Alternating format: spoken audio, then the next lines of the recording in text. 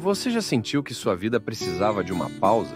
Que seu coração busca por respostas, mas não sabe por onde começar? Caminho da Fé, Descobertas na Estrada da Alma. Não é apenas um livro, é uma jornada, uma história real de superação, fé e transformação que vai inspirar você a dar o próximo passo na sua vida. Descubra como desafios podem se transformar em lições e como cada momento pode ser uma oportunidade para se reconectar com o que realmente importa. Este livro é para quem busca mais do que histórias. Busca propósito, busca inspiração, busca a si mesmo. Disponível em e-book e na versão livro físico. Comece hoje sua jornada de transformação. Caminho da Fé. Descobertas na Estrada da Alma. O que você está esperando?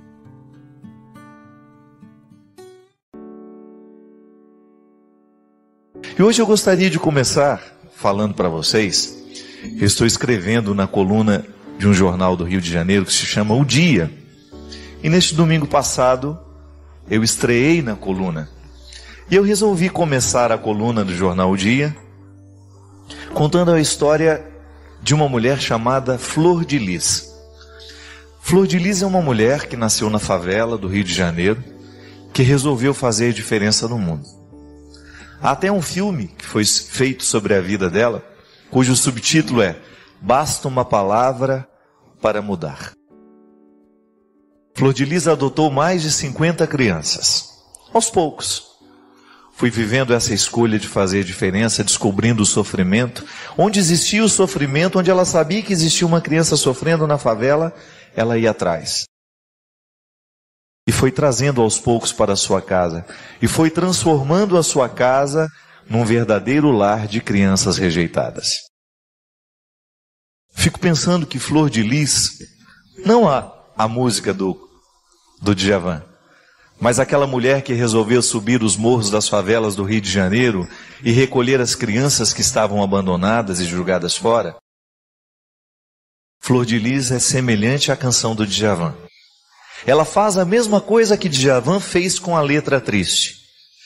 Ela também esbarra em histórias infelizes que teriam tudo para dar errado, e ela reveste essas histórias de carinho, de ternura, de beleza. No dia em que ela estava dando a entrevista, estava com ela alguns dos seus filhos, e tinha uma criança chamada Rayane, uma menina linda, bonita, deve ter uns 12, 13 anos. E ela contou a história, a própria Rayane contou a história, que ela foi jogada fora, num terreno baldio. Foi julgada pela mãe biológica. Aquela menina, enquanto contava a sua história, chorava muito. Mas eu percebia que os motivos daquelas lágrimas eram gratidão. Gratidão porque um dia uma mulher a encontrou e emprestou o colo e lhe ofereceu o coração materno que ela tinha. De maneira que aquela rejeição, o fato de ter sido julgado fora, já não era tão pesado para o coração daquela criança. Ela recebeu um lar. Flor de Lis fez com a vida dessa menina o mesmo que Djavan fez com a letra triste dos seus versos. Revestiu de melodia feliz. Sabe, minha gente, nós vamos chegando ao final do ano, nós vamos ficando pesados, né? São muitos compromissos, o peso de todos estes meses de trabalho vão ficando grandes sobre os nossos ombros. E às vezes a gente perde a sensibilidade de perceber que existem muitas coisas que estão ao nosso redor precisando do nosso toque. Fico pensando em Flor de Lis como sendo um exemplo humano que vale a pena a gente observar.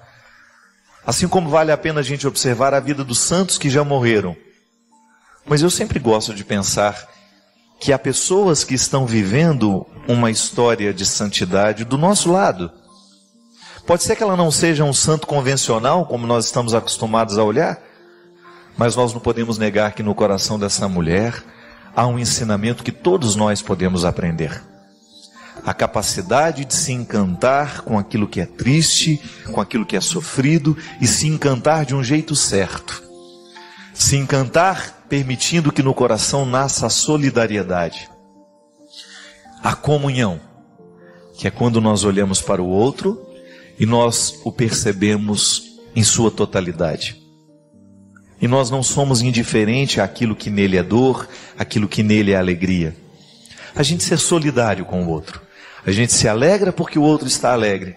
A gente se entristece porque o outro está triste. E a gente ajuda porque nós estamos com condições e o outro não. É isso que faz a vida ser mais bonita, minha gente. Quando nós permitimos que a solidariedade tenha um espaço no nosso coração. Quando a gente faz a opção de viver para transformar o mundo num espaço melhor. Já tem gente demais transformando o mundo num espaço triste. Nós não podemos engrossar mais a fila daqueles que destroem, que estragam, que caluniam. Nós precisamos acelerar o processo de feitura de um mundo novo que nasce a partir das nossas atitudes, das nossas escolhas.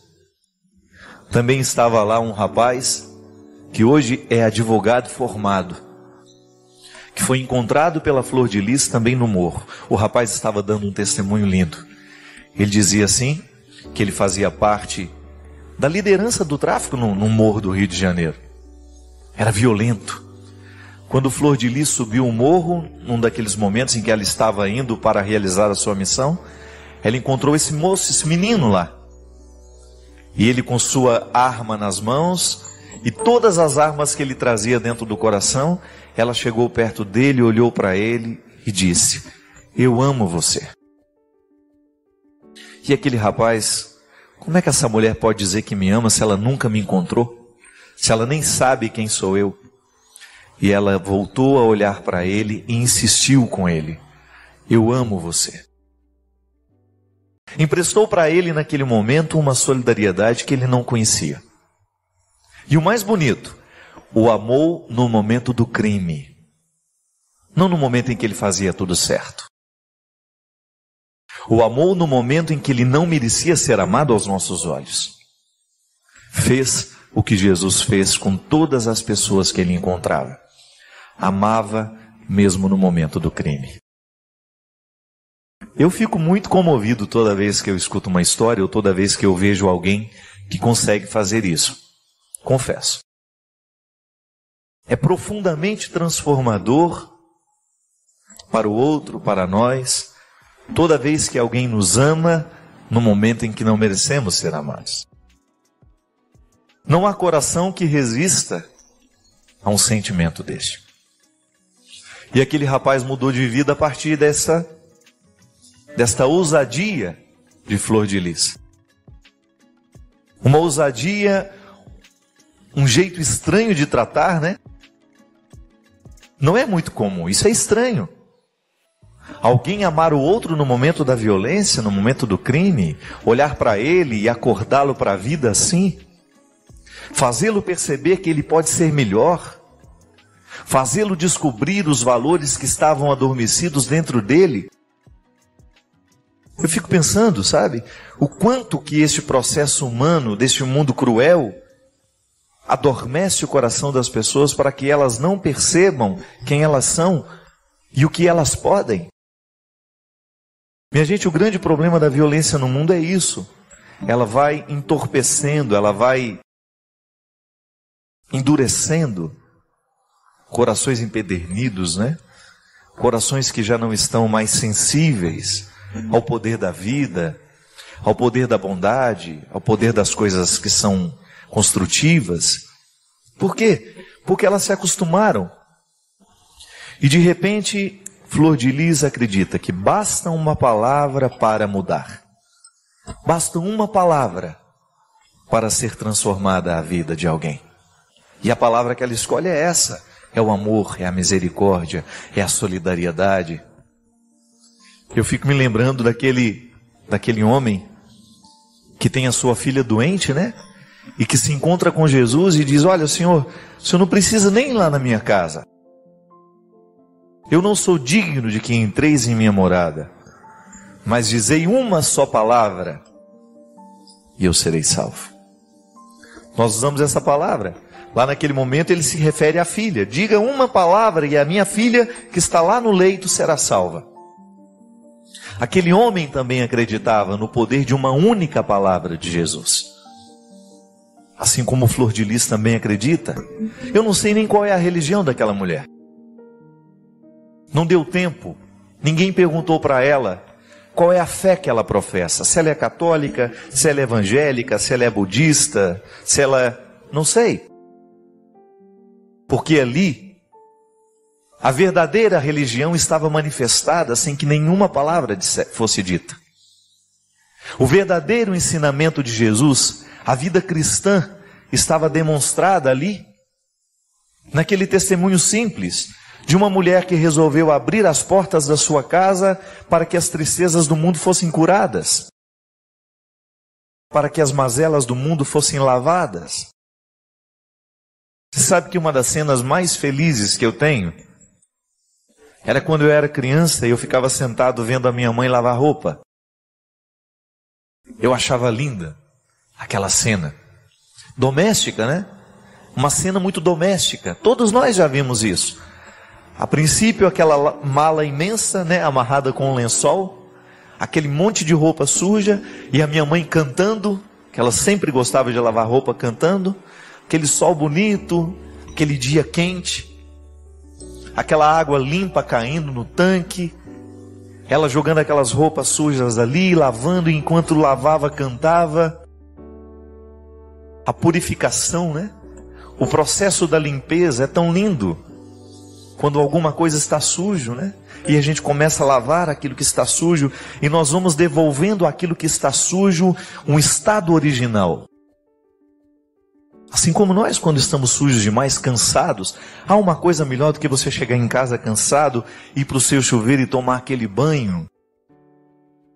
É como se a gente jogasse para o ralo tudo aquilo que nos cansou ao longo do dia. O sono é melhor depois. A sensação de descanso já começa com o banho tomado. Flor de Lis faz isso com o mundo. Como?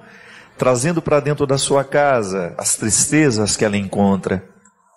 Na morfologia de crianças abandonadas, em rostos que foram rejeitados, em gente que foi jogada fora como se fosse um objeto. Traz para dentro de casa, dá banho, limpa, devolve a dignidade e diz, olhando nos olhos dessas crianças: eu amo você. Aqui é a sua casa. Você tem lugar aqui. O mesmo que Jesus fazia com as pessoas que ele encontrava, gente. O mesmo que a minha mãe fazia com as roupas sujas que ela lavava. O mesmo que nós podemos fazer com a palavra que nós dizemos. Quantas vezes eu descubro isso? Há uma palavra que tem o poder de lavar o outro. Há uma palavra que tem o poder de fazer o outro ficar limpo de novo. É fantástico isso no mistério da confissão, né? Eu como padre, ao dar a absolvição dos pecados, depois de escutar aquele processo de lavagem, né? Porque é jogar para fora o que está sujo. E acreditar que pelo ministério sacerdotal, o homem tem o poder de absolver o pecado, porque está diretamente ligado àquele que é o perdão do pecado. Lava toda a roupa suja do pecado no momento em que recebe a absolvição. Fica novo de novo. É por isso que a igreja trabalha o tempo todo a partir do rito, né? Que nos recorda a água, o sacramental que a água representa dentro do rito. A água lava, a água purifica. Por isso que você tem na Sagrada Escritura muitas passagens onde a água está lavando, purificando. Você tem no Calvário, quando a lança perpassa o coração do Cristo, a água que é jorrada, o sangue e a água, para lavar a humanidade de todas as suas impurezas. Desculpe-me ser tão ousado em dizer isso. Flor de Lis descobriu que nos calvários do mundo ela também pode oferecer essa água. Para lavar o que pesa, para oferecer abrigo a quem não tem. Resolveu acordar. Não quis ser uma mulher fútil. Quis ser alguém que poderia fazer diferença no mundo. Seja assim também. Sejamos assim também. Diante de uma história como essa, só nos resta uma reação. fazer o mesmo. Pode ser que você nem tenha condições de abrigar 50 crianças, pode ser que você não tenha nem condições de trazer para dentro da sua casa, a sua estrutura de vida não lhe permite isso, você não tem como parar a sua vida para ir fazer isso, mas você pode acordar e perceber que há muitas instituições que fazem isso, e que se você torna parceiro dessas instituições, que são instituições sérias, você também ajuda a lavar estas mazelas da humanidade. São muitas as pessoas que hoje, graças a Deus, não estão esperando o governo, não estão esperando as políticas públicas, mas estão arregaçando as próprias mangas e colocando a mão nessa massa. Vamos fazer o mesmo. Final de ano é época que o nosso coração pode ficar mais duro, mas pode também ficar mais sensível, para a gente perceber aquilo que está do nosso lado e que nós podemos ajudar. E aproveitar a oportunidade para lavar também as nossas mazelas, aquilo que está pesando sobre nós. Vai dormir mais limpo, não só no corpo, mas também na sua alma, na sua cabeça. Permita que essa água purifique os seus pesos. Permita que Jesus entre na sua vida para fazer isso. Purificá-lo, transformá-lo, libertá-lo. Sim, Padre Fábio, boa noite. Eu não sei o que fazer. Me vejo numa vida sem saída. Passo o dia trancado no meu quarto chorando, não consigo me aproximar das pessoas. Tenho muita dificuldade de me expressar sobretudo os meus sentimentos. Eu tenho uma grande dificuldade de pedir perdão, de perdoar, e vivo com o coração cheio de mágoas. Já tentei mudar, já tentei ser diferente, mas em todas as vezes eu falhei. A cada dia eu me vejo mais sem saída. É muito precioso o esclarecimento pessoal, porque é ele que nos ajuda a projetar uma vida melhor, ou então retroceder para consertar alguma coisa que não ficou bem. Viver consiste em ir adiante, mas também retroceder. Viver bem consiste em ir adiante, mas também retroceder. Retroceder é absolutamente necessário às vezes, para que a gente siga mais leve, depois de ter reorganizado aquilo que nós sabemos que ficou para trás e que não ficou ajeitado dentro de nós. Aí sim você vai mais leve, você caminha melhor, porque no gesto de retroceder, você desfez um fardo que lhe privava de ir adiante. É tão cruel quando a gente percebe que nós estamos desperdiçando um tempo precioso, prestando atenção no lado de fora. É importante demais que a gente volte os nossos olhos para dentro, porque é aqui no dentro que nós podemos identificar a nossa verdade. É aqui neste encontro pessoal que você saberá dizer se você está feliz com as escolhas que você está fazendo. É aí, andando os caminhos de dentro, essas estradas sinuosas que podem lhe levar ao cerne de sua verdade. É andando estes caminhos tortuosos que você vai encontrar as respostas que você tanto necessita para bem viver. O autoconhecimento é necessário demais até para a gente ter condições de vencer os nossos desafios. Não se acostume com o seu jeito triste de ser. Problematize isso, pergunte-se por quê.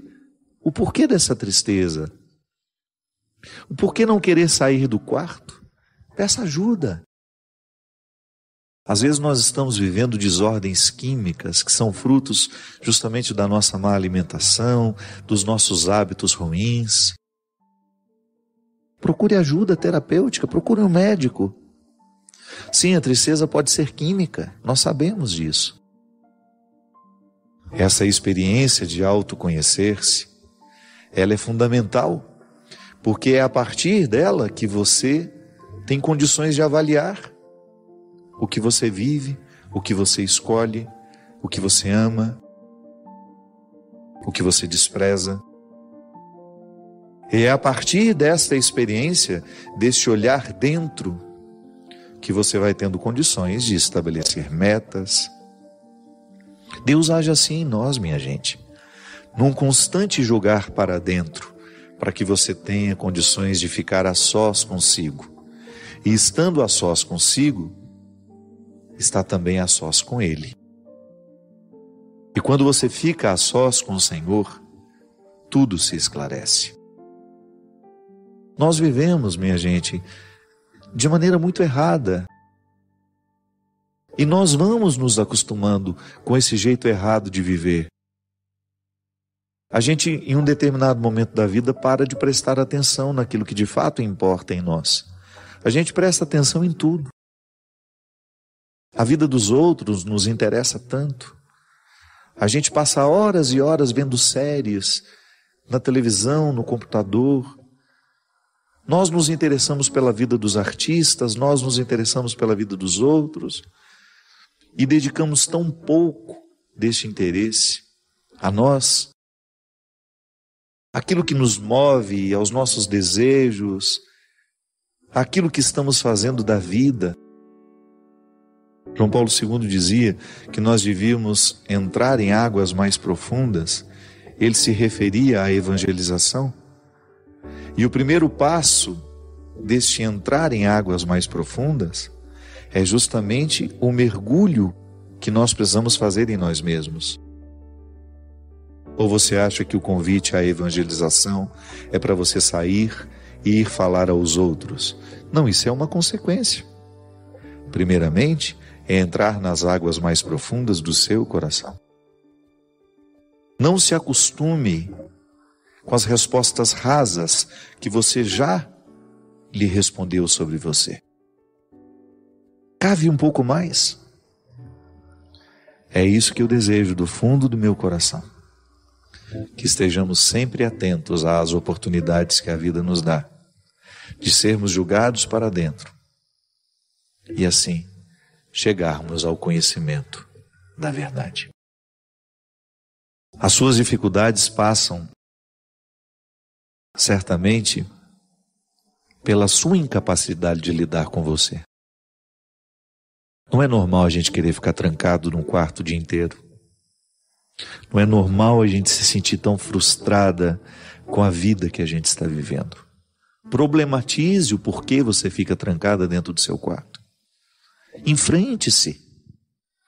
Não fique com essa resposta fácil, dizer hoje eu não quero sair, eu estou mal. Por que está mal? Por que não quer sair? Faça perguntas que de fato lhe façam chegar ao cerne da sua verdade.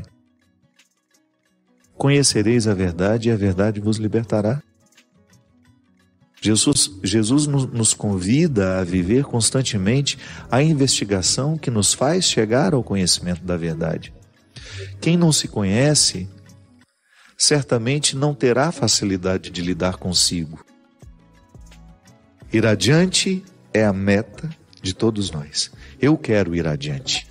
Eu quero alcançar este Padre Fábio que eu posso ser, que eu ainda não desfruto, às vezes por preguiça, por acomodar, por estar acomodado.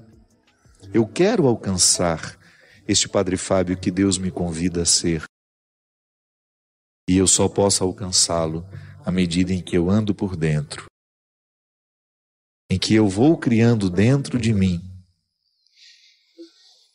essa disposição interior de alargar os caminhos e a consciência e fazer comigo, proporcionar-me o mesmo que os discípulos de Emaús puderam viver, estando a sós com o Senhor, partilhando o pão.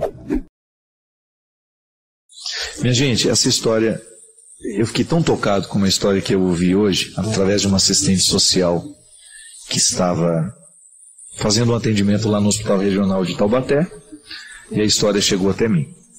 Uma moça chamada Marcilei, lá do estado do Paraná, casualmente me assistiu no programa do Didi, programa do Renato Aragão, no Dia dos Pais, eu cantando a música dos pais, e me parece que eu disse alguma coisa lá com alguma coisa que dissesse, alguma coisa que falasse assim, olha, faça uma ligação para o seu pai, né? Nunca é tarde para a gente se reconciliar com o pai da gente, você que de repente... Não me recordo muito bem como foi a história.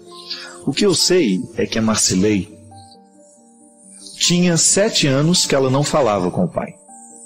Ela saiu de casa, fugiu de casa lá do Paraná, veio para São Paulo e nunca mais deu notícia à família. E a assistente disse que ela ficou muito tocada quando me ouviu falar dessa história. E o que ela fez? Imediatamente ela resolveu ligar para o senhor Alonso, que é o pai dela. E disse que chorou muito no telefone, reconciliou-se com ele, tudo isso no dia depois no Dia dos Pais. E aí eles marcaram um momento para se reencontrarem, que estavam todos muito saudosos, né? Muito desejo de encontrar, e ela estava muito feliz por se reconciliar com o pai, e o pai ainda mais feliz do outro lado, por ter reencontrado a filha e ter vivido aquele momento de reencontro através do telefone. E aí marcaram, ela ficou de ir para o Paraná para encontrar-se com o pai, só que não deu tempo. No dia 3 de setembro, ela morreu de acidente. E o pai veio para Taubaté, onde a filha estava na UTI, onde ela havia sofrido o acidente, e teve a oportunidade, mesmo com ela inconsciente, de encontrar-se com a filha antes de morrer. E aí ele contou a história, contou tudo o que tinha acontecido, e falou assim, eu gostaria muito que o Padre Fábio soubesse que naquele dia, naquele momento, ele me trouxe a minha filha de volta. E eu fiquei muito feliz, sabe, minha gente, com essa história, porque me senti muito responsabilizado. Uma responsabilidade que eu interpreto como necessária de ser partilhada. Eu fico pensando que, no quanto é nobre a gente poder entrar na vida de uma pessoa pela porta da frente, né? Porque às vezes a gente pode entrar e fazer mal. Às vezes a gente entra na vida do outro, a gente estraga. Mas às vezes Deus nos dá a oportunidade de entrar e de fazer bem. Você ter a oportunidade de consertar um coração antes dele ir embora. Você ter a oportunidade de oferecer a uma família a possibilidade do perdão, do amor, da misericórdia. Coisas tão importantes e tão simples na vida humana. Porque imediatamente eu me recordo da palavra de Jesus. De uma palavra que encontrava o coração das pessoas e despertava aquelas pessoas para retirarem do coração o que não prestava, para jogar fora aquilo que estava de excessivo e de reassumirem um compromisso com a vida. Por isso vale viver, minha gente. Por isso vale a gente fazer o pacto com a vida, com as coisas boas. Pensar que pela vida você tem a mesma oportunidade que eu. Pensar que você tem a oportunidade de ser um elo, de ser um laço, de restabelecer as pontas, de ser essencialmente religioso na vida daquele que passa por você. Eu nunca vou poder encontrar-me com a Marcilei. Mas quem sabe a vida me deu a oportunidade de encontrar a outra parte do laço que ainda está viva. O senhor Alonso, para quem eu quero mandar um abraço, para quem eu quero muito respeitosamente dedicar a minha oração, o meu carinho, o meu respeito.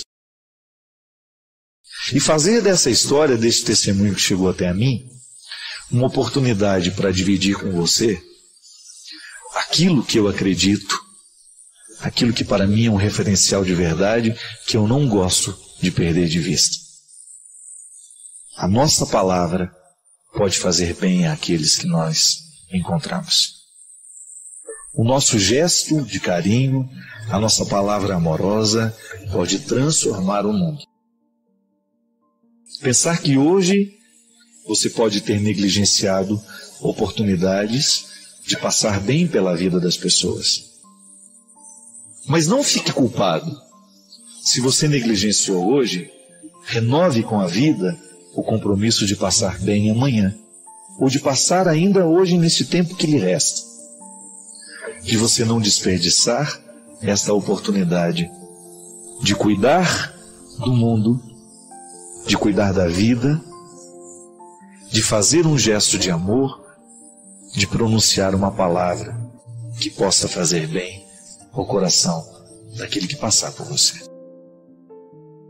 Fico muito feliz por ter tido a oportunidade de passar ainda, que num momento derradeiro, na vida e no coração dessa moça que eu não tive a oportunidade de conhecer, mas que eu levo comigo um ensinamento para que eu nunca me desprenda dessa responsabilidade que Deus me entregou, de ser Jesus de novo na vida das pessoas.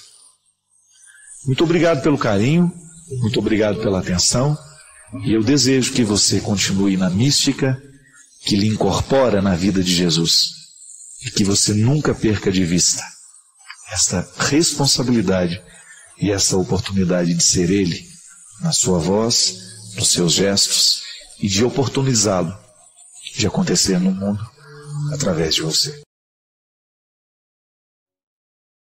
O significado da cruz na vida de todos nós: acreditar no poder redentor que ela tem na nossa vida, e até mesmo varrer da nossa mentalidade a visão dolorista, muitas vezes masoquista, que nós podemos fazer, até mesmo de uma visão equivocada do sofrimento. Primeiro, que é interessante a gente entender que a cruz é um lugar de redenção, é de purificação. Ela não é um lugar para ficar, é passagem. A cruz será sempre um itinerário para a gente alcançar grandes resultados. Eu sei que no nosso cristianismo nós ficamos muito fixados na cruz. E é até interessante às vezes a gente identificar algumas cruzes sem o Cristo, só para lembrar que ela foi um lugar da passagem. Mas o lugar do cristão, o destino final de todo cristão, é o sepulcro vazio. É a ressurreição de Jesus que nos enche de coragem, para que a gente tenha condições de passar pelo processo da cruz.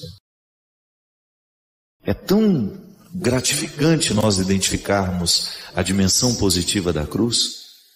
Eu, por exemplo, quando olho para trás e fico lembrando as noites de sono perdidas por causa dos estudos, fiz 2 faculdades, uma pós-graduação, um mestrado.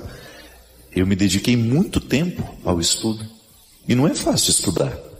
Por mais prazeroso que seja conhecer, sempre tem aquela parcela de renúncia. Eu me lembro do meu mestrado, as aulas começavam 13h. Uma hora que a gente não tem condições nem de ler uma bula de remédio, né?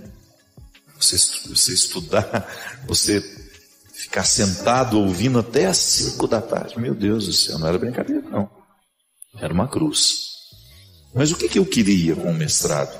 Só a titulação? Não. Eu queria qualificar o meu ser padre. Um dia eu entendi e aprendi que a melhor maneira que eu tenho de viver o meu sacerdócio é buscando a água mais pura dele, tanto na dimensão espiritual, também na dimensão intelectual. E eu poder oferecer àqueles que passam pela minha vida uma água pura. Estudar para mim era uma experiência de cruz, sim, de prazer, mas sobretudo de cruz. Que ela me fazia ter de estar, a experiência de estudar me fazia ter de estar em momentos que eu não queria estar. Você sabe o que significa isso na sua vida. É bem provável que você tenha um cotidiano muito mais exigente do que o meu. Eu trabalho muito. Tenho uma vida extremamente dinâmica. E 70% disso é cruz. Graças a Deus tenho os 30% de satisfação. Viajar para mim não é fácil. Deslocamento para mim é muito doloroso. Essas idas e vindas me exigem muito, me retiram da minha rotina, não me permitem ter rotina, na verdade. Isso é uma cruz para mim. Mas eu sei o que Deus alcança em mim e comigo através desse trabalho. Então, é missão que eu realizo com muita alegria. Mas a cruz é a passagem, ela não é o lugar definitivo. Eu não vivo na cruz. Eu vivo experiências de cruz. O meu lugar é a ressurreição. O meu lugar é o sepulcro vazio. É no sepulcro vazio que eu faço a minha experiência de ser quem eu sou. Eu sou pura esperança. Toda a esperança do sepulcro está em mim. A mãe é o tercinho o dia inteiro na mão, o dia inteiro ligada na canção nova, ela está vendo uma palestra, ela está rezando. A minha mãe enfrenta o sofrimento dela de maneira muito redentora. Eu que sou padre não consigo viver igual a vida. É uma meta de vida para mim, minha mãe. Um cristianismo que talvez eu consiga alcançar daqui 10, 15, 20, 30 anos, não sei. A cruz é o lugar da minha proteção. Você sabe por quê? Estaremos sempre expostos quando vamos sofrer. É o momento da indigência. Você entra no hospital e você vê ali a indigência. Nós não estamos protegidos nem pelas roupas que usamos no dia a dia. Dentro do hospital usamos um traje hospitalar para facilitar a lida com a gente. Aquilo já demonstra que estamos indigentes. Você não está no seu salto alto, eu não estou no meu sapato, não estou com a minha camisa, você não está com a sua. Não usamos as roupas que cobrem a nossa indigência. Pelo contrário, usamos roupas que evidenciam a nossa indigência. Aquele momento, o momento do sofrimento, o momento da dor, o momento da luta. O sofrimento é a indigência. E nós ficamos desprotegidos. Quando você chora diante de alguém, você está desprotegido. A sua sensibilidade, o outro tem você nas mãos naquele momento. Agora a cruz, quando eu tenho essa marca internalizada dentro de mim, que é a convicção, viu? Não é a cruzinha pendurada, não é não. Isso é apenas um símbolo que nos remete à cruz que está configurada na nossa mente. Eu sei o significado do cristianismo. E por isso eu tenho uma cruz no peito, que é material, que pode ser levada, tirada. Mas a cruz que me identifica não é essa que está de fora. É o entendimento que eu já fiz da cruz, do significado do sofrimento na vida humana, à luz da fé. É a cruz que eu tenho internalizada na minha convicção. É essa que me protege. Porque ela não me deixa sozinho. Eu sei que Deus está comigo, porque o Evangelho me mostra isso. O tempo todo Jesus faz questão de estar ao lado dos que sofrem. Ele não faz questão de estar ao lado dos poderosos, dos saudáveis. Ele faz questão de ir andando atrás dos que precisam dele. A começar pelos amigos, pelos primeiros discípulos, todos eles, gente como nós. Não procurou entre os sábios, não procurou entre os ricos, entre os preparados. Ele só pediu uma coisa: honestidade no processo. Sejam honestos, aprendam comigo o significado de ser gente, de lidar com a indigência diariamente e de ter a oportunidade de, a partir dessa indigência, experimentar o que temos de mais sublime. Porque da cruz só nos brotam realidades sublimes. Às vezes levamos um tempo para identificar que era sublime. Mas o tempo, quando retira a poeira dos fatos, dos acontecimentos, a gente descobre o quão sublime foi o resultado de tudo aquilo que nós precisamos enfrentar. Não é bom na vida quando a gente tem alguém para nos ouvir? Muitas coisas vão embora do nosso coração, gente, quando nós falamos sobre elas. Pode observar. Nós ficamos mais leves quando nós nos tornamos capazes de falar dos nossos conflitos. É que às vezes a gente não sabe que isso funciona. A gente fica fechado demais, aprisionado demais nas nossas misérias. Se eu digo por mim, eu tive um período da minha vida em que eu era muito melancólico, muito pessimista, né? Eu já estava no seminário. E eu não tinha o hábito de abrir o meu coração, de contar os meus dilemas, os meus conflitos, não. Eu me fechava nas minhas dificuldades e achava que eu tinha a obrigação de dar conta de todos aqueles sentimentos estragados que muitas vezes eu carregava dentro de mim. De onde vêm os sentimentos estragados? Nem sempre nós sabemos a origem. Alguns a gente consegue até localizar, né? Porque você sabe onde foi que ele começou. Os sentimentos mais estragados que você carregou dentro de você, onde eles nasceram? Alguns você sabe, outros não. Eu me recordo que eu tive traumas terríveis, assim, em alguns momentos em que alguém me chamou de burro, ou porque eu não soube compreender aquilo que ele me explicou no primeiro momento. E quanto tempo às vezes a gente leva para a gente se recuperar disso, né? O trauma, a psicologia nos ensina que é como se fosse uma ferida que nós temos. Dói, cria inflamação, né? Quantas inflamações psíquicas nós temos? Infecções psicológicas. O que a infecção faz no nosso corpo? A infecção física. Ela adoece uma determinada parte do corpo, né? Porque existem bactérias crescendo. Digamos que eu tenho uma infecção na minha faringe.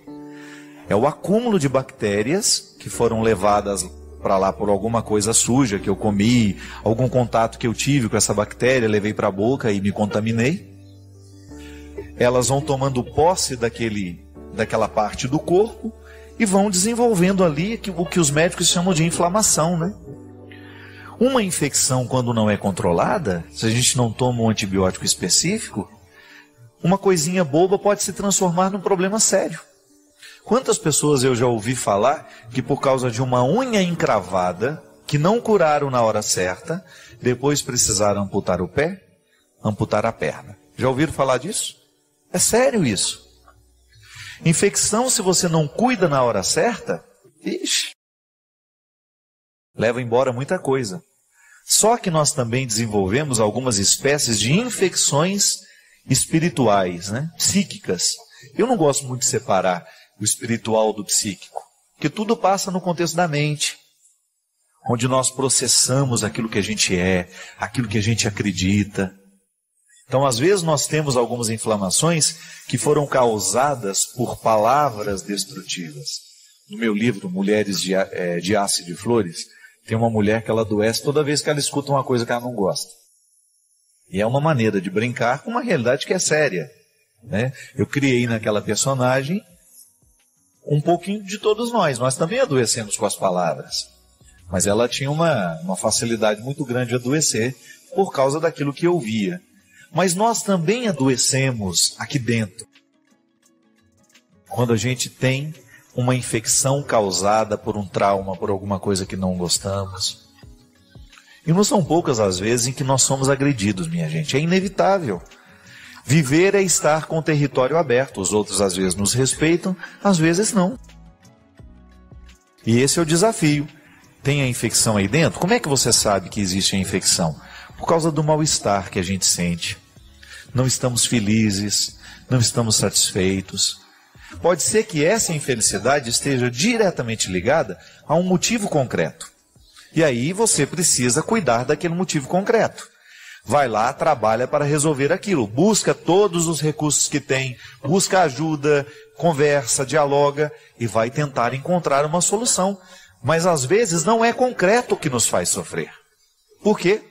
Está diretamente ligado a um acontecimento do passado. Às vezes as pessoas que provocaram aquilo em nós já até morreram, nunca mais vimos aquela pessoa e mesmo assim ela continua infeccionando a nossa vida. E às vezes quando você conta para alguém, quando você fala para alguém, isso alivia dentro de você. Porque o antibiótico que cura verdadeiramente essas ansiedades nossas, sabe qual é? É o diálogo. Por isso que nós vamos para os terapeutas. A terapia já é um momento em que a gente já está quase crônico, né? Se a gente vivesse um pouquinho, todos os dias, de jogar fora o que está nos infeccionando, o que está nos inflamando, a gente vai evitar o terapeuta para corrigir isso depois. Aí a gente vai procurar a terapia por motivos mais leves. Que terapia é bom também, faz bem a nós. Então, quando a gente tem a possibilidade de falar de realidades que estão nos machucando dentro, a gente já começou a resolver o problema.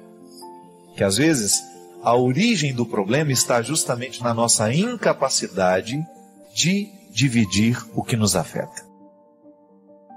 E nós precisamos, não dá para guardar dentro do nosso coração tudo sozinho. De vez em quando é preciso jogar fora, é preciso desabafar, é preciso chorar. Chorar faz bem demais. Pena que às vezes as pessoas não sabem ver a gente chorar sem perguntar o que está acontecendo. E às vezes você não quer falar, né? Às vezes um choro de meia hora já resolve tudo. Você fica novo de novo. O melhor lugar de chorar que ninguém vai ver é debaixo do chuveiro. E é bom que já ajuda a lavar tudo também.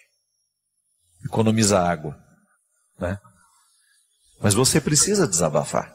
Chega de ficar guardando tudo sozinho. Você também tem o direito de dizer que sente medo. Você também tem o direito de dizer que você tem problema. Que às vezes a gente se constrói assim. Nós ficamos vendendo o tempo todo essa imagem de que nós estamos prontos. Isso é bobagem, gente. Nós vendemos essa imagem de que nós sabemos tudo, que nós estamos sempre, né? Sempre não precisa ser assim não. Todo soldado, por mais corajoso que seja, sempre tem o direito de chorar e dizer que está com medo. Faz parte da vida. Desabafar faz bem. Sabe, eu tenho cada vez mais pensado nisso. Por que que os relacionamentos de internet, esses relacionamentos virtuais, às vezes ocupam tanto a vida das pessoas? Às vezes a pessoa passa horas e horas e horas conversando com pessoas que elas nunca viram na internet. Por quê? Porque aquele anonimato, eu não sei quem é você sabe quem sou eu, me permite desabafar coisas que, com as pessoas que eu conheço, eu não sei fazer. Mas veja bem, quando eu procuro um recurso desse, virtual, descomprometido, para poder falar do que está me machucando, é porque eu estou deseducado nesta arte que é de partilhar. Partilha de vida, partilha espiritual, isso faz bem demais a nós, mas é uma arte. Se a gente não aprende desde pequenininho, e aí nós educamos muitas vezes os nossos filhos de maneira errada. Nós ensinamos para eles que eles precisam ser corajosos, que eles não podem ter medo, e nós esquecemos de dizer que eles também têm o direito de chorar, que eles também têm o direito de perder, que nem sempre na vida a gente ganha, e que o nobre é a gente saber perder, é a gente saber reconhecer que está precisando de ajuda, para a gente não ficar uma pessoa orgulhosa que depois, num determinado momento da vida, ninguém consegue ter acesso, ninguém consegue poder ajudar. Por quê? Nós estamos montados no nosso orgulho. Estamos impossibilitando a chegada dos outros. Mas uma chegada verdadeira. Aquela que vem para nos aliviar. Então, partilhe. E a gente espera que você possa aliviar o seu coração. O mistério da encarnação, com o Calvário, tem ali o seu ápice, né? O momento em que o mistério da encarnação nos conecta, então, essa nova oportunidade de vida nova que é a ressurreição. Então o Calvário é o ponto alto desta encarnação.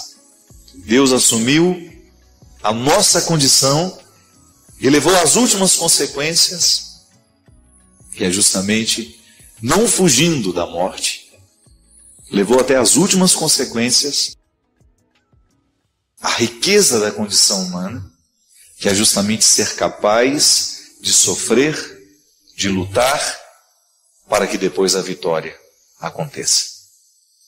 Quem aqui não tem um Calvário para subir também? Quem aqui, de vez em quando, não se sente miserável, com uma dor que nos tira o sono, com uma preocupação, com uma luta? É a vida. E não é diferente em mim, não é diferente no Christian, não é diferente em você. Basta que a gente tenha a oportunidade de partilhar. E a gente vai descobrir que nós somos muito parecidos naquilo que a gente sente, nos medos que a gente tem, nas alegrias que a gente deseja, no quanto a gente sofre quando nós somos injuriados, quando somos caluniados, quando somos enganados, quando somos traídos. E quando precisamos viver na nossa carne a tristeza da condenação. É o que Jesus sofreu. Mas tudo isso e a gente pode extrair um significado de tudo isso, descobrindo que toda vitória é possível, mesmo quando nós estejamos aparentemente fracassados. Mesmo quando nós temos aquela sensação de derrota. Não. A vitória de Deus é preparada em todo o coração, que mesmo aparentemente derrotado, não desiste de lutar. Essa é a grande diferença, minha gente. É isso que diferencia um ser humano de todos os outros. Como é importante na nossa vida a gente ter diante de nós qual é a luta que nós precisamos vencer. E eu sempre chego à conclusão que a luta mais difícil de ser vencida é a que eu estabeleço todos os dias comigo mesmo. Porque se tem alguém que nessa vida pode me derrotar, sou eu. Essa consciência fui adquirindo com o tempo e não me desprendo dela. Eu sei que para Deus me fazer um vencedor, eu tenho que lutar o tempo todo para que eu não venha me derrotar. Falávamos sobre isso aqui na semana passada. Como nós nos boicotamos. E não custa repetir um pouco. Porque nesta semana da vitória, nós sabemos que todos os passos de Jesus na subida do seu Calvário representam as nossas subidas também. Mas a gente corre o risco de ficar caído ali, nas primeiras estações, e não chegar à vitória da ressurreição, se a gente não tomar uma postura que nos favoreça. E que favoreça essa ação de Deus na nossa vida. Que é justamente a oportunidade diária de você jogar fora os lixos que o outro deixou em você, de você fazer a sua reciclagem, de você reestabelecer o seu compromisso com a vida, de você renovar o seu desejo de ser você, de fazer o que você faz, de amar quem você ama, de desejar o que você deseja. O vitorioso precisa passar pela derrota, é inevitável. Se eu não preciso visitar diariamente os meus sentimentos mais mesquinhos, eu não terei condições de chegar aos sentimentos mais nobres. Se eu não visito os meus fracassos diariamente, eu não saberei receber a vitória que também posso. Ainda hoje vivi um momento tão iluminado hoje à tarde, tomando uma decisão na minha vida ali, naquele momento. Pedi a Deus, meu Senhor, me dê aqui um sinal da sua proteção e de que estou fazendo a coisa certa. Quando olho para o céu, minha gente, um arco-íris lindo, mais lindo, que durou 2 minutos. Eu vi naquele sinal da natureza, como que Deus dizendo para mim, vai lá, meu filho, faz o que você precisa fazer, que eu estou do seu lado, como sempre estive. Não vou permitir que você dê um passo em falso. Porque eu vou te falar uma coisa, esse padre aqui é pecador e miserável. Mas se tem uma coisa que ele tem, é a certeza da proteção de Deus. Tenho muitas misérias, mas são muitas. Visito todos os dias essas misérias, nem tanto com atitudes, mas no reconhecimento da miséria que mora dentro de mim. E graças a Ele, eu faço o meu esforço diariamente de não permitir que essas misérias venham prevalecer. Porque o projeto dele para mim é muito maior. O projeto dele para você é muito maior. E fazer a experiência dessa vitória é passar por aquilo que você é. É inevitável.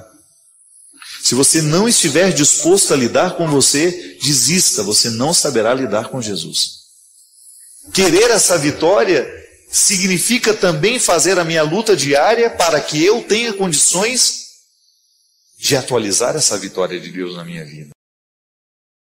Mas aconteceram tantas coisas desagradáveis, estamos acima disso. Eu já disse isso aqui várias vezes. Eu prefiro ser roubado a ser aquele que rouba. Eu prefiro ser enganado a ser aquele que engana. Eu prefiro ser o crucificado a ser aquele que crucifica. Ah, então você tem problemas psicológicos, você é doente. Então, porque eu optei por fazer uma experiência de ser como Jesus. Mesmo miserável. Eu quero o tempo todo mirar a minha vida, pautar a minha vida, as minhas escolhas nas escolhas dele. É assim que a gente vai, né? Eu do meu jeito, você do seu, mas juntos. Juntos. Pode deixar o seu pedido de aconselhamento, mas também o seu pedido de oração. Que Deus abençoe muito você, que Deus lhe dê muita sabedoria para você também lidar com as suas perdas. Que o tempo todo a gente está perdendo. O tempo todo nós passamos pela experiência de perder. É inevitável. A vida é assim.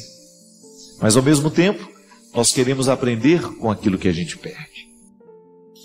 Eu acho bonito que aqui no Evangelho de Marcos, há um personagem que Jesus encontra que tinha duas deficiências. Ele era surdo e mudo. Eu acho interessante a maneira como Jesus interfere na vida deste homem. Vamos ver aqui. Jesus deixou de novo a região de Tiro, passou por Sidônia e continuou até o mar da Galileia, atravessando a região da Decápole. Trouxeram-lhe então um homem que era surdo e mal podia falar, e pediram que impusesse as mãos sobre ele. Levando-o à parte, longe da multidão, Jesus pôs os dedos nos seus ouvidos, cuspiu com a saliva e tocou-lhe a língua. E olhando para o céu, suspirou e disse: Efatá, que quer dizer, abre-te. Imediatamente os ouvidos do homem se abriram, sua língua se soltou e ele começou a falar corretamente. Jesus recomendou com insistência que não contassem o ocorrido para ninguém. Contudo, quanto mais ele insistia, mais eles o anunciavam. E cheios de grande admiração diziam: tudo ele tem feito bem. Faz os surdos ouvirem e os mudos falarem. Quando eu digo para vocês que nós estamos muitas vezes reativos, mergulhados numa rotina de pouca reflexão, eu acho que nós ficamos um pouco assim. Nós ficamos sem saber ouvir e, consequentemente, ficamos sem saber falar. Aí a gente fica bestializado. Sabe quando você percebe que você vai vivendo todos os dias iguais? Eu, particularmente, eu me lembro que quando eu fazia faculdade, sobretudo de filosofia, eu me senti muito vivo.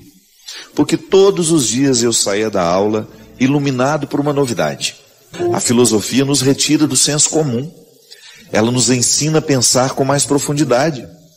Ao estudar os filósofos, a gente tem uma oportunidade extremamente feliz, satisfatória, uma satisfação imensa, de poder superar aquelas visões antigas que você tinha e que depois você identifica que eram mesquinhas, eram pequenas, eram pobres.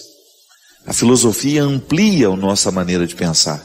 Eu vou saindo daquilo que era o lugar comum e começo a pensar com mais profundidade, com mais ambiência, né? A filosofia amplia o nosso olhar. E eu me lembro que quando eu saía da sala de aula, iluminado por aquilo que eu havia escutado dos meus professores, nossa, que maravilha, eu nunca tinha pensado assim. Aquilo modificava a minha maneira de ver o mundo. De alguma forma eu era curado de uma cegueira. A primeira lição que eu tive na filosofia foi muito simples. O professor pegou um livro e falou assim: o que vocês estão vendo? Segurou o livro. Todo mundo disse: um livro. É a resposta mais óbvia.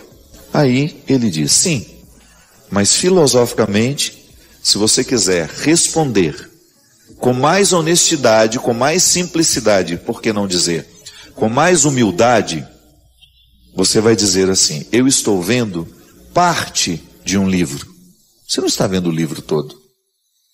Para ver o livro todo, você precisa abrir as páginas, você precisa revirar aqui, capa contra capa, orelha. Mas não, nós somos rápidos em dizer, quando alguém nos pergunta, o que nós estamos vendo aqui? Um livro. Pois é. Ele começou a me ensinar filosofia ali. Ele disse: a partir de hoje, vocês vão perder essa pretensão de que estão vendo tudo o tempo todo. Não, nós estamos vendo parte das coisas. Quando eu olho para uma pessoa, nunca mais me esqueci dessa regra filosófica. Eu não estou vendo a pessoa no todo, eu não estou vendo o que é que ela viveu, não estou vendo o que é que ela sentiu, o que é que ela já precisou passar. Estou vendo apenas aquele fenômeno diante de mim, o que ela está sendo hoje. Ah, mas ela é muito mais do que eu estou vendo. Isso é pensar filosoficamente. A filosofia nos concede uma humildade diante do conhecimento. A experiência de estudar filosofia foi para mim um pouco o que Jesus fez com este homem. Ele me ensinou ali, através do conhecimento. Deus me deu a oportunidade de modificar o meu jeito de ouvir. E, consequentemente, Deus modificou a minha maneira de falar. Porque isso é muito interessante. Quando você percebe que o seu discurso, ele está sendo construído de acordo com uma forma de ver o mundo, com uma forma de ouvir o mundo. Sabe, aquilo que eu consigo captar do mundo, depois vira discurso. Depois passa pela minha fala. Chega até você através da reflexão que eu faço. E eu fico pensando que meu papel como um padre passa sobretudo por isso. Despertar as pessoas para ouvirem com mais amplitude, para falarem com mais precisão, com mais prudência. Sabe, eu acho que a nossa conversão, ela vai colocando-nos dentro de um contexto de reflexão, que vai nos ajudando a identificar de fato o que nos faz felizes, e identificando isso, a gente começa a modificar na estrutura da nossa vida o que nos atrapalha, o que nos impede de viver essa felicidade para a qual nós somos criados. Então hoje, é mais uma oportunidade que Deus tem de curar a nossa maneira de ouvir e a nossa maneira de falar. Você sabe que às vezes nós convivemos com uma pessoa que nos é difícil, e se a gente não modificar a maneira como nós ouvimos aquela pessoa, nós nunca vamos ser capazes de viver uma reconciliação com ela. Porque nós ouvimos sempre da mesma forma. Nós já estamos com os ouvidos viciados. Nós já achamos que ela sempre vem nos dizer a mesma coisa. E motivada pelos mesmos sentimentos, pelas mesmas razões. Quando você abre o coração para deixar que o outro tenha a possibilidade de ser diferente de você, diante de você, você pode até ouvir diferente o que ele lhe diz. Perdoar, às vezes, consiste em ouvir diferente aquilo que você ouve todos os dias. Ou olhar diferente aquilo que você olha todos os dias. Falar diferente aquilo que você fala todos os dias. Aí a gente vai sendo mais feliz. Porque você fica menos preso aos seus preconceitos, às suas mesquinharias, aquilo que há de mais raso em você. Na vida, toda vez que nós estabelecemos comunhão, nós temos a oportunidade de crescer como pessoas. Porque é na comunhão que nós nos fortalecemos. Quando você identifica que você não está só. E é interessante porque a maturidade humana, esse processo natural e necessário, de você tornar-se adulto, de ser capaz de compreender a vida, as dores da existência, sem que isso lhe cause tantos aborrecimentos, O processo natural de ser gente vai nos ensinar que quando nós partilhamos a dor ou a alegria, nós nos aproximamos do sentido mais profundo dessas realidades. Porque a partilha, ela revela o que está oculto. Ou até mesmo o próprio tempo vai nos ajudando a fazer com que essa partilha seja cada vez mais reveladora. E é por isso que é importante estar em comunhão. E o tempo todo o esforço humano é para estabelecer comunhão. Quando queremos amar e ser amados, isso é comunhão. Quando queremos ter amigos, quando queremos companhia, ainda que seja para ir ao cinema, isso é comunhão. Diminui a orfandade, diminui a desolação que é tão natural da vida. Existir é pesado, existir é doído. Não é fácil. E não há fórmulas mágicas, não há fórmulas prontas que nos ajudem a dar conta de existir com harmonia. A única forma que nós temos de existir com um pouco mais de harmonia é através do processo do amadurecimento. Porque a gente sabe que a criança, ela é um ser que não gosta de ser contrariado. Não é? E a criança tem muita dificuldade com o não.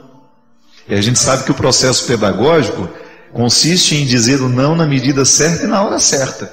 É isso que vai fazer com que a criança tenha condições de compreender o limite. Às vezes a gente tem esse ímpeto, não é? Quando é criança, esse instinto de destruir o outro, de querer o que é do outro. Aí alguém vem e nos educa, não é bem assim. Você precisa aprender a dividir, você precisa aprender a respeitar. Palavras como respeito, solidariedade, só é possível a quem já é maduro.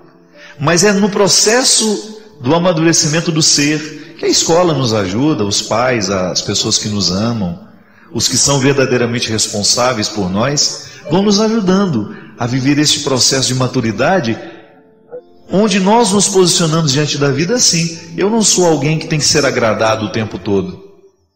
Claro que eu vou buscar a minha realização humana, eu quero ser feliz, eu quero ter o direito de ser satisfeito sendo quem eu sou, mas para chegar a essa satisfação, a vida nos ensina que a gente tem que passar pelo processo da purificação.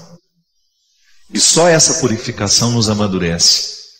E quem se recusa a viver o processo do limite, das dificuldades da vida, não vai conseguir ser uma pessoa equilibrada e madura. E esse é o nosso projeto, não é verdade? A gente quer ocupar o lugar no mundo de maneira harmoniosa. Para isso servem as religiões.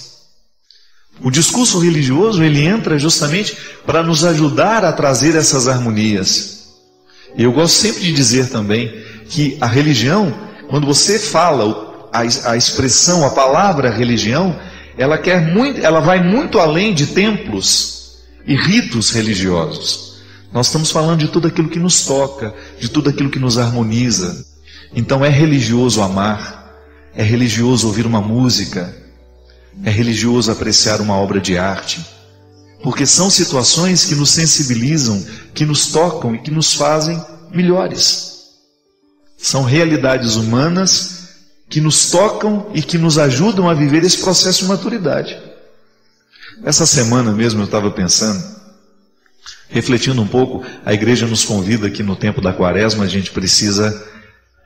não é que a gente só reza na quaresma, não. É que a quaresma é um tempo especial de oração, de recolhimento. Nós falávamos aqui no programa da semana passada que é importante a gente descobrir a diferença do tempo litúrgico. Então nós estamos vivendo um tempo em que a igreja nos convida a viver o recolhimento, o jejum, a oração. Mas pelo amor de Deus, eu não posso compreender o jejum, o sacrifício, por eles mesmos. Há um motivo muito maior escondido naquela minha renúncia que eu faço. Então tá bom, eu não como carne na sexta-feira, ou eu não como carne, ou eu deixei de comer chocolate durante esses 40 dias. Tudo bem, cada um escolhe o sacrifício que quer fazer, a renúncia que quer fazer. Mas o verdadeiro significado dessa renúncia é provocar dentro de nós a possibilidade de sermos melhores, de termos mais oportunidade de ser mais confiante, ou até mesmo de ter um pouco mais da posse do que somos nós. Porque às vezes a gente vai vivendo de um jeito que a gente perde a capacidade de se controlar. Então eu me exercito ali, me controlo diante de uma caixa de chocolate para depois ter condições de me controlar diante de situações mais sérias. Mas aí volta aquilo que eu estava dizendo. Estava pensando que qual é o grande segredo da oração? O que a oração faz na nossa vida? Você vê, os monges budistas têm uma maneira específica de rezar. O padre católico tem um jeito específico de rezar. O pastor evangélico tem um jeito específico de rezar. As religiões nos propõem os ritos. Mas o que realmente é o teor deste rito? Quando eu deito a toalha branca sobre o altar, para eu presidir a Eucaristia, quando eu celebro o rito católico cristão, o que eu estou propondo e o que eu quero experimentar desta oração? E sobre isso eu pensava, que a oração, ela é um instrumental que nos coloca num processo de autorreflexão. Eu vou me autorrefletir. Eu posso refletir sobre o outro, eu posso refletir sobre o mundo, mas a oração, num primeiro momento, ela me permite um olhar demorado sobre mim. Porque toda vez que eu me coloco diante de Deus, é natural que eu leve para Ele, para conversar com Ele, todas as minhas realidades. Os meus egoísmos, os meus medos, as minhas inseguranças, as minhas virtudes. E naquele momento em que eu estou diante do Senhor, em oração, eu tenho a oportunidade de fazer o que muitas vezes o mundo não me proporciona, que é justamente tocar essas realidades de maneira amorosa. É por isso que eu não acredito na oração que esteja desvinculado do processo amoroso. Rezar é querer o bem. Já me ouviu falar isso, né? Que quando eu rezo pelo outro, eu estou manifestando a Deus o meu desejo de bem-querer mesmo, é um bem-querer. Eu estou rezando para que o outro tenha paz, para que o outro tenha saúde, para que o outro tenha dignidade, para que o outro seja filho da justiça, né? ou que esteja dentro de um contexto de justiça. O meu querer bem, essa oração é amorosa. E toda vez que eu entro nesse processo de oração, eu estou me favorecendo ficar um pouco mais humilde, eu estou me favorecendo um pouco mais de equilíbrio. Que engraçado, né? Até os ateus admitem isso. Até os ateus admitem que a reflexão faz bem. O silêncio, um tempo de pausa, porque ateu também precisa se autorrefletir. Ele também precisa se autoanalisar. O ateu também tem necessidade de esmiuçar a sua realidade humana, porque ele também sofre das mesmas ansiedades que nós. Então todo mundo precisa se refletir, todo mundo precisa se pensar. Como é que eu estou sendo? Quem eu estou sendo? Que lugar eu estou ocupando no mundo? Como estou tratando as pessoas que moram comigo? Como trato as pessoas que eu encontro? Como é que eu sou um cidadão? Né? Hoje, no Jornal da Manhã, o Alexandre Garcia refletia essa malandragem que existe na internet, de, por exemplo, eu passo por uma blitz e imediatamente vou tuitar que tem uma blitz em tal lugar. Então aquele que não está em condições de dirigir, que já está alcoolizado, ele vê aquela informação, o que ele vai fazer? Ele vai desviar, vai procurar um outro caminho, e é nessa hora que acontecem os acidentes. Então o Alexandre Garcia refletia essa solidariedade com o que é ruim. Então eu sou solidário para livrar o outro da responsabilidade. Que país é este? Isso é um posicionamento sério de quem realmente quer uma sociedade justa, ou de quem realmente acredita no valor da vida do outro, que eu não tenho o direito de dirigir embriagado porque eu posso matar o filho do outro? Você já imaginou se eu sou um alcoólatra, ou se eu vou a uma festa e não estou em condições de dirigir, e porque estou guiado por alguém que me diz onde tem blitz, onde não tem, eu me encorajo a pegar o meu carro e sair sem condições de dirigir, e poder matar uma família que de repente está voltando para casa? Você acha isso justo? E o jornalista refletia justamente sobre isso. Essa solidariedade com o que é ruim, com o que não é moral, com o que não é ético. Minha gente, nós precisamos pensar o tempo todo sobre isso. Será que eu engrosso a fila do processo? Será que eu estou engrossando a fila daqueles que fragilizam o corpo social? Ou será que eu sou um cidadão atuante e que faz o que é certo, ainda que aquilo me cause restrições? Tudo bem. Eu tenho o direito de ir a uma festa, de beber um vinho, mas eu tenho que saber que se eu optei por beber naquela festa, é minha obrigação não dirigir. Porque isso é maturidade. é você saber que você tem direitos e que você também tem deveres. Isso é cristianismo. Se eu me digo cristão, se eu me digo adepto da vida, se eu me digo alguém que está preocupado em fazer a sociedade ser melhor, eu vou viver a dimensão da minha religiosidade assim, em ser capaz de promover o que é certo. Porque às vezes, minha gente, nós queremos viver a religião, mas nós não queremos os comprometimentos que essa religião nos traz. E para mim isso é um comprometimento religioso. Eu não sei quem é que está saindo naquele momento de carro, eu não sei quem bebeu, quem não bebeu, mas eu quero saber sobre mim, sobre as minhas escolhas. Não dá mais para a gente querer uma sociedade melhor se a gente não cumpre o nosso papel. Eu não tenho o direito de querer um mundo melhor se eu não exercito a minha parte, se eu não realizo a minha pequena parte. Quando eu saio da minha casa, eu tenho que sair com todas as responsabilidades assumidas.